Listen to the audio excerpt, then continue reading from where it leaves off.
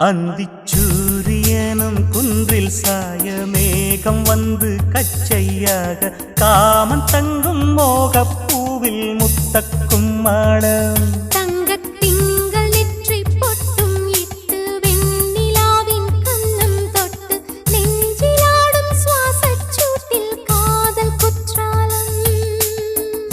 தேன் தெளிக்கும் தென்றலாய் நின்னருகில் வந்து நான் சேலை நதி ஓரமாய் நீந்தி விளையாட